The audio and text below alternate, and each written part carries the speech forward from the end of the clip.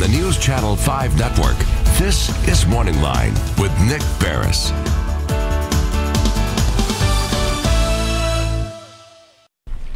Good morning, everyone. Thanks for joining us on MorningLine. Nick Barris here on a Tuesday. And we've got a good show. The show today, we're going to try to help you with, well, Social Security. Yeah, what? You know, Social Security is going to be there for me. Should I be applying for it? Nick, I'm too young to be thinking about Social Security. Wrong.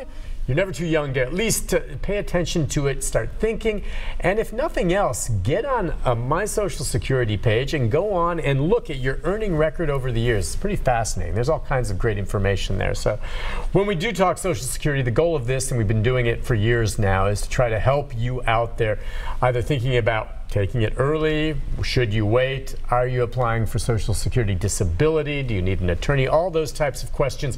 We'll open up the phone lines as always, 737-7587. If you have a question, I tell you, it gets busier later in the show, so jump in now if you do for yourself or someone else, because even though I've learned a heck of a lot over the years, the man sitting next to me has forgotten more than I know about Social Security, and that is Josh Horn. Hey, good morning. Good morning, everyone. Good morning to you. Top man in this region, okay? You supervise, and yet you take time out of your busy day to join us on this program. Is there any other Social Security administrator, and there are hundreds in the entire country, that come on a show like this? Yeah, I'm not aware of any other TV show like this that we have, you know, the ability to do this. Is the home office in Washington, D.C. aware of your endeavor here?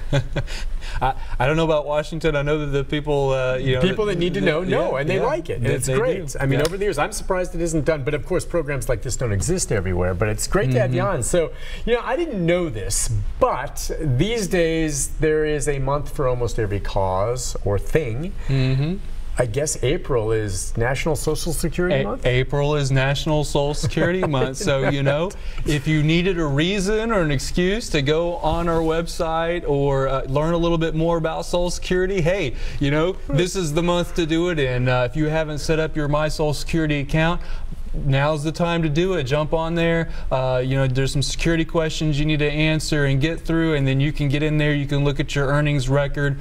You know, if you've been thinking about filing for benefits, you have the option to file for benefits. There's just a whole lot of different things that you can do, even if you aren't drawing benefits. And then, of course, once you do start drawing benefits, there's all kinds of things you can do, kind of like online banking with change of address, change phone number, different things like that. So, you know, and even if you know, aren't even thinking about filing for benefits or anything, Social Security is something that's nationwide, affects you know, all the Americans. But I mean, there's a significant number of Americans that are drawing benefits. So it's just something good, I think, to educate yourself on and just kind of read up on a little bit, because you know, throughout your interactions, whether it be at work or in your personal life, you're going to be, you know, interacting with folks who are affected or drawing disability or retirement or survivors or something like that.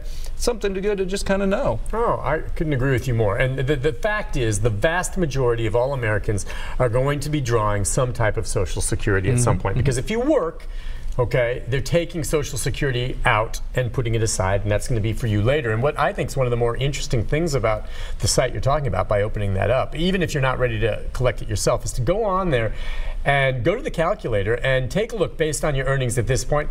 Do you know right now how much you will draw come Social Security? And as we've said all along on this show, Social Security, if you're depending on that as your primary source of income when you retire, you're going to be hurting. And anyone out there, and there are people who are doing it, will vouch for me and say, yeah, it doesn't go a long way. Social Security is not meant as your retirement plan, because it's not a lot of money.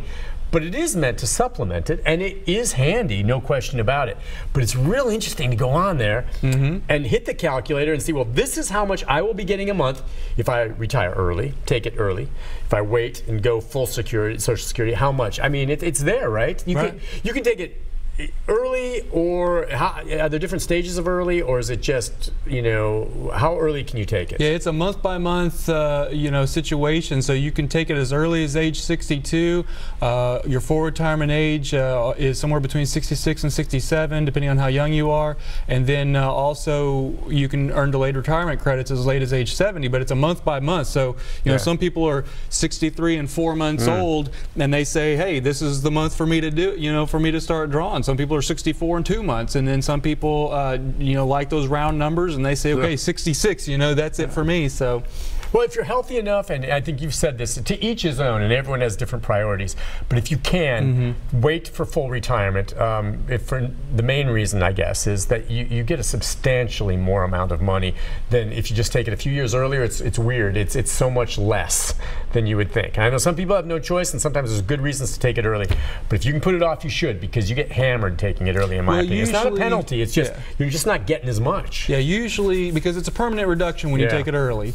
And so usually the difference between taking it at age 62 versus 66, when you crunch all the numbers and do the break-even points, you know, it's about 7 to 8, 9 years for you to make up the difference. So if you expect to live longer than 7 to 9 years into retirement, oftentimes, you know, it's better to wait and draw for retirement. But like Nick said, everybody's a little bit different. Their situation's different. Their finances and health situation's different. So you got to make that choice. Yeah, and if you're ill or something like that, certainly you go ahead and take it. But yeah, do the calculator. It's cool. You go on there and you say, so that's how much I'm going to get each month if I take it early, or this. You know, it's interesting no matter what your age. And again, your Social Security is based on the 35 years. Highest 35. Highest 35 years of.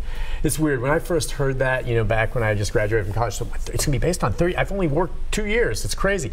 Now I'm to the point where I'm just approaching 35 years of employment. Not here necessarily, but in my life.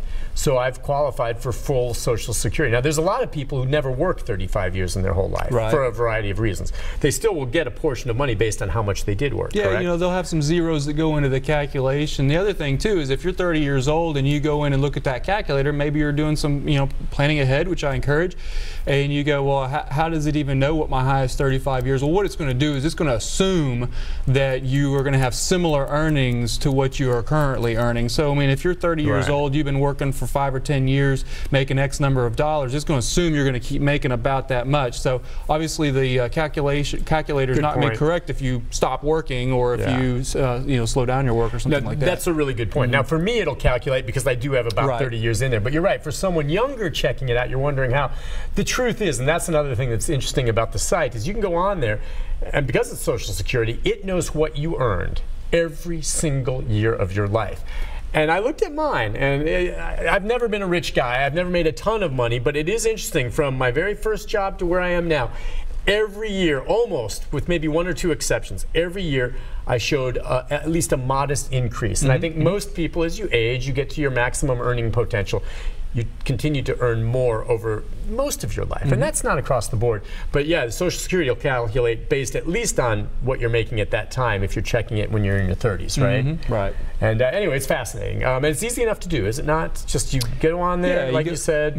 What site do you go to? It's just socialsecurity.gov, not .com. You want to go to .gov, socialsecurity.gov, G-O-V, and there in the upper corner is the sign in or sign up button, and so if you haven't signed up for an account yet, you just click that and it'll take you through several questions. We partner with Experian to make sure we're very interested in security, and so you know, you can go in there and answer the security questions, kind of like if you were applying for a loan or trying to check your credit or something like that. It'll ask you those security questions, and once you get past those, you'll be able to you know, sign up for extra security. They can text you every time that somebody signs into your account, or you can add additional layers of security depending on, you know, what you want to do with your account. But then once you get in there, there's all the different options available to you, and one of them is the online calculator. All right. Well, before we start getting to some phone calls, and the lines are open, 737-7587. Jump in. We're going until 9. Anything else you wanted to hit on? It is National Social Security Month. Any changes out there right now? Delays, ID cards, anything like that? You know, one of the things that I thought I'd mention this morning is the medical review process. And I know we've kind of touched on it here and there. And the reason why I bring it up this morning is I've had a lot of folks who don't respond to the medical review request. And unfortunately, we try and we try and we try a few times. But if we can't get a hold of you, we can't get you to respond, we actually end up suspending payments because of the medical review process. And so let me explain by saying that you know, we periodically we do a medical review to make sure that people are still disabled. Yeah, you're talking about for folks who are collecting disability, you review it. For folks that are drawing disability, we do these periodic medical reviews based on your disability. It could be 3, 5, or 7 years, and we do those routinely to make sure that we are paying the people that should be paid. And you know, some people, they actually improve, and so we want to take them off the disability rolls. You know, a lot of folks don't improve, and so it's not something to be afraid of. But we do have to do those. It's by law that we have to complete those medical reviews, and we send the paperwork out, and we even do a couple of phone calls and a couple more letters if we don't get those back. But I've had a lot of folks here lately who have not been responding to those, and the only alternative we have is to suspend their benefits until they can respond those. But see, that's the beauty of it. That gets their attention. Look, I don't have any sympathy for them. If they're getting it and they're blowing it off, there's usually one of two reasons why they're not responding. One reason could be because they don't understand it, they didn't see it, they forgot, and I sympathize with them, you know, okay, get on the ball. The other reason is they've improved and they don't want you to know it, and they're still drawing on it, which is one reason you guys do reviews. Yeah. So you get their attention. When that check stops coming, then they have to do the medical review, and if they've improved, then boom, you don't get it anymore, and that's fine. If you're still messed up, it behooves you to respond, because if you don't, they're going to cut off your benefits. So I understand some maybe are older, or they don't notice it, or they don't understand it, but if you get something like that, you need to respond. Well, and we're available to help too, and that's the other thing too. We do have some folks who get those packages, and it's a pretty large package in the mail. It asks so it'll get your attention. Yeah, I mean it's not like a little piece of you know, a small piece of mail. I mean it's usually a pretty good package that goes through what doctors have you seen, what medicines you're taking, what tests you're doing, things like that. But if you have any questions, you can call or come by, and we're happy to help you with those packets. But it's very, very, very important that we get those packets, that we keep your files updated, and if you have any questions, just give us a call. But that's something that's been in my mind I wanted to mention. I'm glad you did. The other part of that is at some point, you know, people maybe move, and that could be another issue. If they haven't updated their information and you can't reach them, then they never received it, but it's on them to let you know if they have a new address. So really, that responsibility rests with you. You get that package, you miss it, guess what? They're going to get your attention by cutting you off, and then you'll have to go through the process to get it turned back on. We'll take a break. When we come back, the phone lines are open, 737-7587. If you're on hold, stay there. We'll get to you. And the calls are coming in now, right after this.